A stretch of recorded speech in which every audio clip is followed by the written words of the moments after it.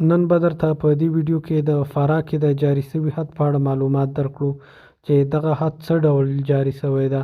آیا مجرم په ډز ویشتل شوی که کومه بله طریقه له منځه وړل شوی ده.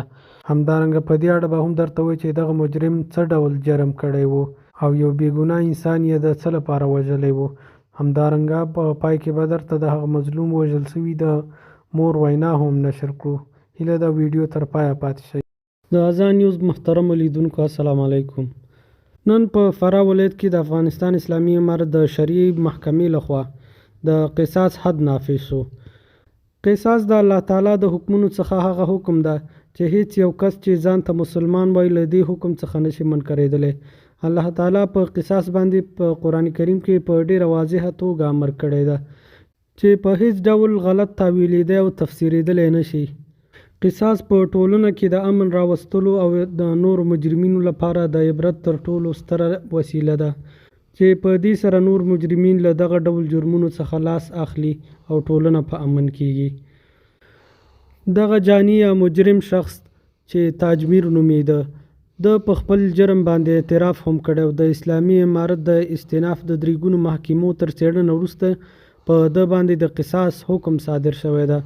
په اسلامي شریعت کې حدود او قصاص هغه ټاکل شوي شرایط دي چې د الله تعالی له لوري ټاکل شوي دي او هغې کې د بنده هیڅ اختیار نشته ده. دغه کس چې د هرات ولایت د انجیل ولسوالۍ د جلواچه کلي کې اوسېده د مصطفی په نوم یې د فراه ولایت د پشتکو ولسوالۍ یو بل اوسېدونکی په شهادت رسولی و. دغه مجني علیه یا مجرم په هغه وخت کې دغه مظلوم په چاقو باندې په ډیر مظلومه توګه په شهادت رسولی و او ورسره موټر سایکل یې ترې وړی و.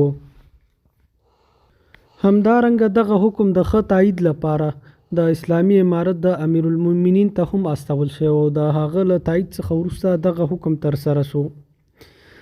ښاغلي مجاهد د دې حکم په اړه ویلي دي د دغه حکم د تطبیق لپاره د هیواد سترې محکمې ته هدایت وشو چې دغه د قصاص حکم باید نن چهارشنبه د 1444 هجري قمري کال د جمادی الاولی د میاشتې په 14 تاریخ د فراه ولایت په مرکز کې د هیوادوالو په یو مجموعه کې تطبیق کړي.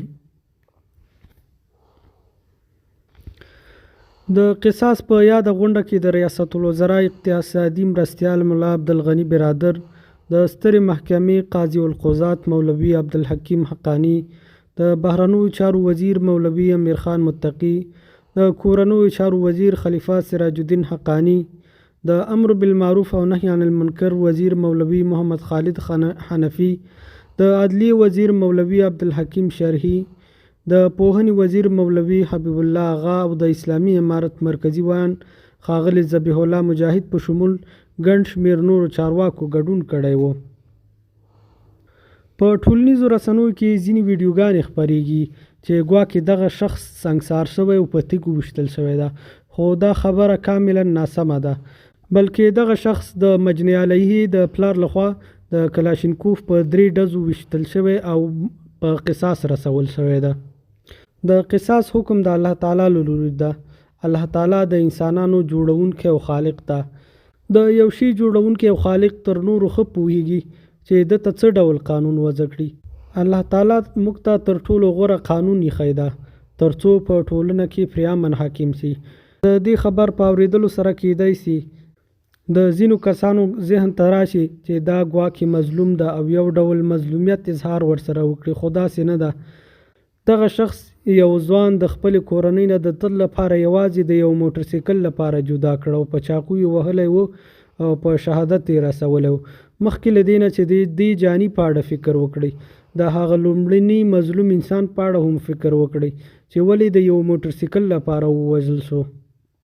د هغه ماشومانو، مور، پلار، ورونو او نورو خپلوانو په اړه په ذهن کې یو تصور راولئ چې په هغوی به څه تیر شوي چې د یو موټر سایکل لپاره یې ترې یو روغ انسان واخیست، هغه انسان چې الله تعالی ورته اشرف المخلوقات ویلی ده، او د یو انسان وژل یې د ټول نړۍ د انسانانو وژل ښودلی دي. راځئ اوس در باندې د دغه مظلوم انسان د مور فریاد واورو چې زوی څه ډول په وحشت سره په شهادت رسېدلی و او دغه ظالم انسان څه ډول د یو موټر سایکل ترلاسه کولو لپاره یو ژوندی انسان د یو موټرسایکل یو ناچیزه شي لپاره په شهادت رسولی و. تاسې د دغه مظلوم د مور فریاد واورئ چې زوی د یو موټرسایکل لپاره د دغه ظالم لخوا په ډیر وحشت سره په شهادت رسیدلی و. از ما خیلی خواهش کرده، همه بر ما رو خرگشتنده که شما ببخشی این کافر، اگه این بچه شما رو به شهادت رسونده شما ایر و رضای خدا ببخشی. هر چی که نا اصرار کرده ما قبول نکرده، ما گفتن نه باید 100% این کشته شم که میتونه مصطفی جان شهید از زیر خاک کرده این هم زیر خاک شد. ما خو خیلی کوشش کرده بر از اونا پیشینا عذرگزاری کرده، اونا گو نه ببخشی بر شما خیلی درجه بلندیه، بر شهادت بچه هم خوبه، بر شما پدر و مادر هم خوبه. ما گفتم ما از این خوبی خو مگذاری، ما لعین کافی را باید از شما خواهش منی که ایر بکشه مردار کنه از دنیا برک بردگه مردم هم درس شک فرزنده خشمارزی بعد اینا همی تو نکنه. اول اگه ما ای عبدالله کر بخشی، اگه نه بچه ما خو خاک شده 6 سال زیر خاکه، اگه ما از خون ازی ما ایچه نمشه مگه ای کشته شک و ای دوباره اگه آزاد کنی باز یک جوان جانان رو بازی میکشن. خیلی از ما خواهش کردن، ما اشته خوشحال نیم، ما خیلی خوشحالی، ما که زنده از بوی امی مولوی صاحبه و امارت ما خیلی خوشحالی که امی عدالت برپا کرده. مردم خواسته از رای دور اومده پیش به ما رزق لایق نبده، اونا یک شرافتمندای مولوی صاحبه یک پیش به ما اومده که ما قبول نکرده که ایر گفته 100% خواهش کرده از اونا که ایر باید ما بکشیم. اونا ما خیلی از اونا راضی اشته راضی نی. ما که عبدالله کر آزاد نکرده بر ازی خاطر گفتید دیگه جوونه ما دیگه بچه ما که ورسه و افغانستان بر از اونا درس عبرت شک یک بچه برادر مسلمان رو باز دوباره دیگه کس دلمی نگیره و سرچایی یا وقت شبی یا یک جایی گیر کنه اونا رو بکشه. ما ازی خاطر نبخشیدیم. ما خواهشم داری از همه پسرای افغانستان، از مجاهد صاحبا تا ملت تا راحت تا مردم بیابون تا هر جایی که هسته خواهش منه که برادر مسلمان خور و می ظالمی شهادت نرسونه، خورم می تو مرتد نکنه که یک روز دیگه کس باز میرسه همون روز و سری که اورم هم توش بکشه. مطلب دجون مقصد مو شریعت یا شهادت لهر طاغوت مو اعلان کردی براءت او بغاوت.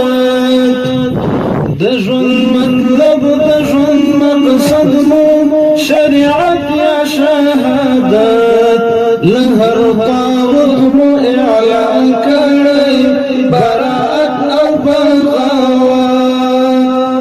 دجون مطلب دجون مقصد مو شریعت یا شهادت لهر طاغوت